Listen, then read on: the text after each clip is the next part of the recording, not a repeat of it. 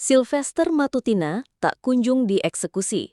Kejaksaan Negeri Jakarta Selatan dilaporkan ke Kejaksaan Agung. Laporan ini muncul karena adanya dugaan penundaan eksekusi terhadap seorang terpidana bernama Sylvester Matutina.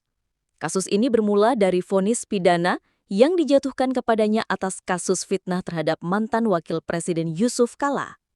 Yang membuat kasus ini menjadi sorotan adalah fakta bahwa putusan hukumnya sudah berkekuatan tetap atau inkrah sejak tahun 2019, namun hingga saat ini eksekusinya tak kunjung terlaksana. Penundaan yang sudah berlangsung selama 6 tahun ini mendorong berbagai pihak, termasuk kelompok aktivis, akademisi, dan bahkan mantan Menko Polhukam Mahfud MD untuk mendesak Kejaksaan Agung agar segera mengambil tindakan. Mereka mempertanyakan mengapa Kejaksaan Negeri Jakarta Selatan seolah-olah mengabaikan putusan pengadilan. Pihak kejaksaan sempat memberikan beberapa alasan terkait mandeknya proses ini.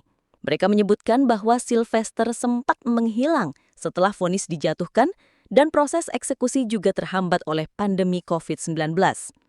Namun alasan tersebut tidak sepenuhnya diterima oleh pihak pelapor, yang menduga adanya faktor lain yang menghambat jalannya proses hukum, bahkan menduga adanya political will atau kemauan politik yang tidak berpihak pada penegakan hukum. Laporan terhadap Kajari Jakarta Selatan ini merupakan upaya untuk mendorong Jaksa Agung agar melakukan pengawasan dan audit menyeluruh. Tujuannya adalah memastikan bahwa tidak ada lagi kesan bahwa hukum bisa diperlambat atau dipermainkan.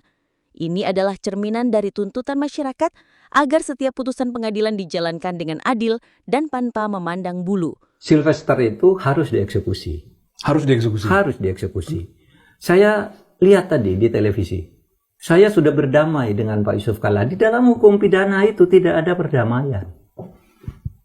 Karena musuh orang pelaku tindak pidana itu, musuhnya adalah negara, bukan orang. Saya misalnya, nempeleng Mas Rizal, gitu. Saya bukan musuhnya Mas Rizal menurut negara. Saya musuhnya negara. Musuh negara. Itu gitu. Pidana begitu ya? Pidana begitu. Kalau perdata, terlepas saya marah atau dendam, itu bukan urusan itu ya? Maka tidak ada damai di dalam hukum pidana itu. Misalnya katanya Pak Yusuf Kalla sudah memaafkan, tidak bisa, tidak boleh Pak Yusuf Kalla. Atas nama apa dia memaafkan orang yang melakukan tindak pidana? Tidak boleh. Tidak boleh. Kalau perdata boleh. Misalnya saya sudah damai, punya hutang pada Pak Yusuf Kalla 1 miliar, kata Pak Yusuf Kalla sudah damai aja, rela ambil kamu. Selesai kalau perdata.